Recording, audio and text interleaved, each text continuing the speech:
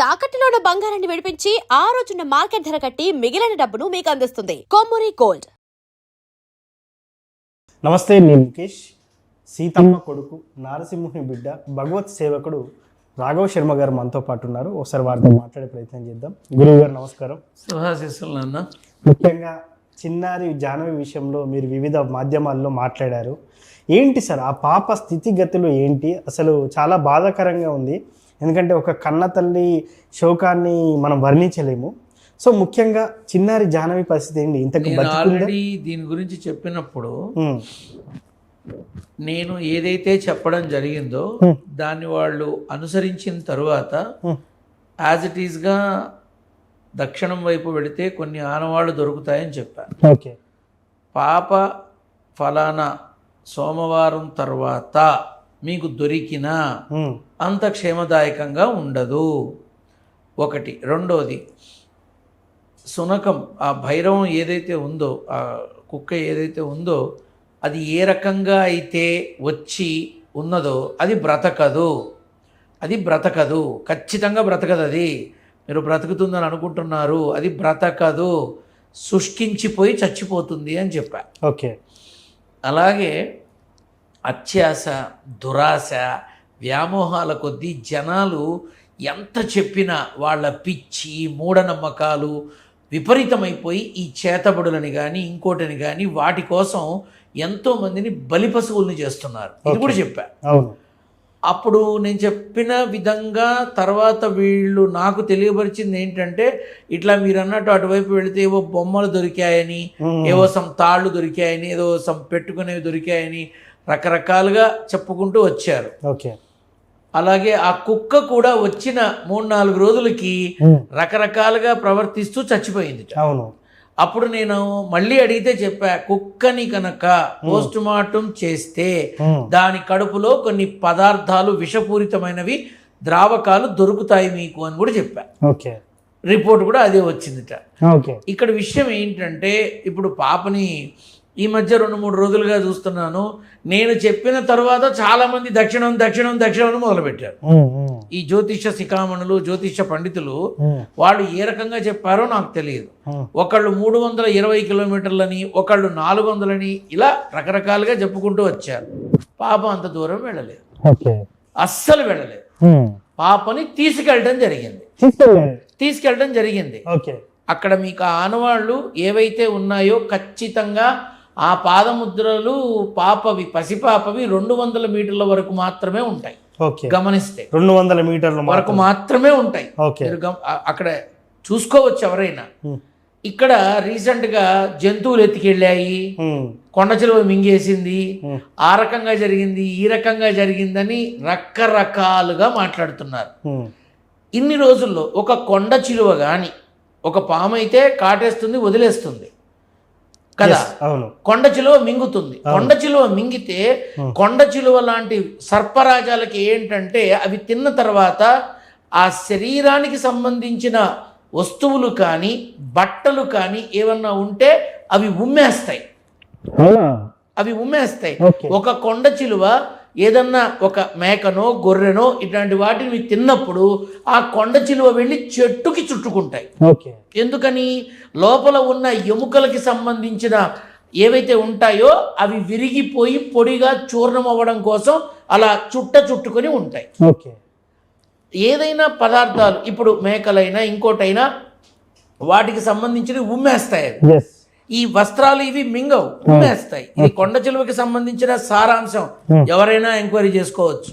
కానీ అవి దొరికాయా?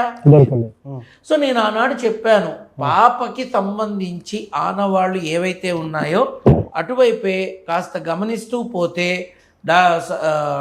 Survey officers ఎవరైతే ఉంటారో, ఫారెస్ట్ వెళ్ళారు, పోలీస్ డిపార్ట్మెంట్ వెళ్ళారు, ఇంకా రకరకాలుగా వెళ్ళారు. ఆర్కియాలజీ డిపార్ట్మెంట్లో భూమిలో నీరు ఎక్కడుంది, భూమిలో ఖనిజం ఎక్కడుంది, భూమిలో వస్తువు ఎక్కడుంది అని తెలుసుకోగలిగేటటువంటి సర్వే ఆఫీసర్లు వెళితే ఖచ్చితంగా ఆ పాపకి సంబంధించిన మెడలో ఉన్న లాకెట్లు కానీ, పాపకి సంబంధించిన కడియాలు కానీ వాటిని ఐడెంటిఫై చేసే అవకాశం ఆ డిపార్ట్మెంట్ వాళ్ళకే ఉంటుంది.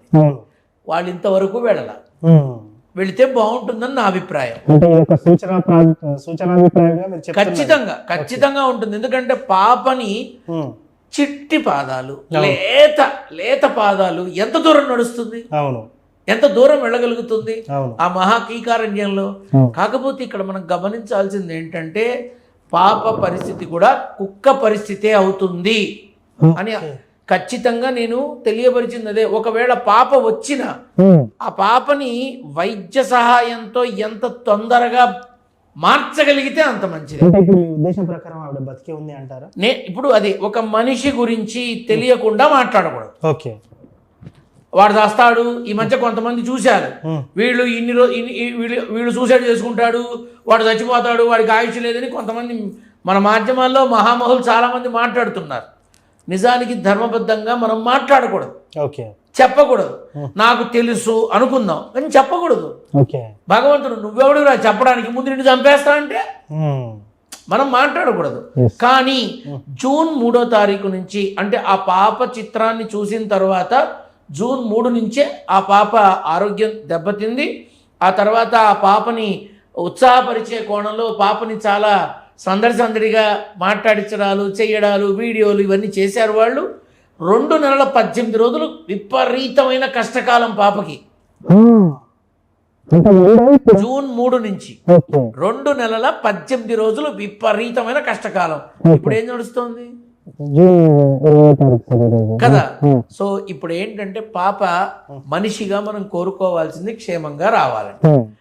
ఆ క్షేమంగా వచ్చినప్పుడు ఆ పాపని ఎంత తొందరగా వైద్య సహాయాన్ని అందించగలిగితే కొంచెం ఆస్కారం ఉంటుంది.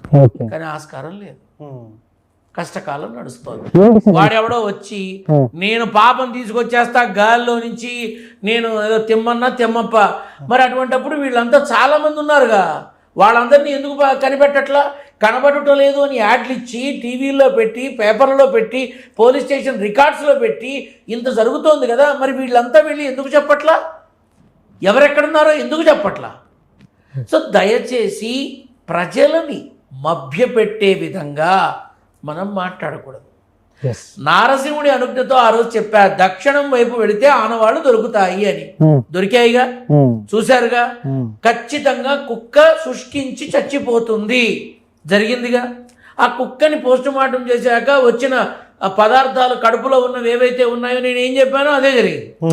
ఇక్కడ నేను నా నాన్న అనుగ్రహంతో చెప్తా తప్ప వేరే ఏం లేదు. కానీ ఆర్కియాలజీ డిపార్ట్మెంట్ వాళ్ళు కనుక వచ్చి జల్లెడ పడితే, ఇప్పుడు బాంబులు ఎక్కడున్నాయి, ఆర్డిఎక్స్లు ఎక్కడున్నాయి, బందోబస్తుకు వెళ్ళేటప్పుడు ప్రోటోకాల్ చెకింగ్లు ఇవన్నీ ఉంటాయి కదా, వాళ్ళు కూడా వచ్చి ఒక్కసారి ఆకాశంలో డ్రోన్ల నుంచి చూసిన వాళ్ళు భూమి మీద ఉన్నటువంటి ఈ పరీక్ష ఒక్కసారి చేస్తే తప్పకుండా ఫలితం ఉంటుంది. సార్, ఒక చిన్న ప్రశ్న.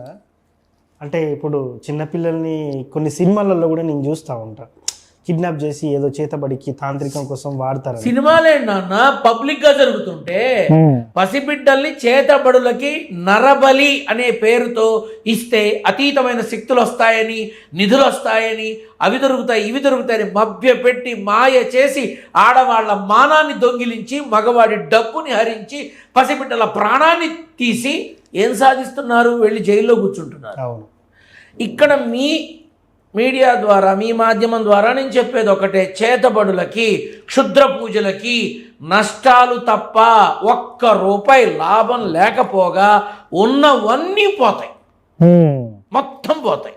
దయచేసి ఎవరన్నా చెబితే గుడ్డిగా నమ్మకండి, మీ జీవితాలు నాశనం చేసుకోకండి.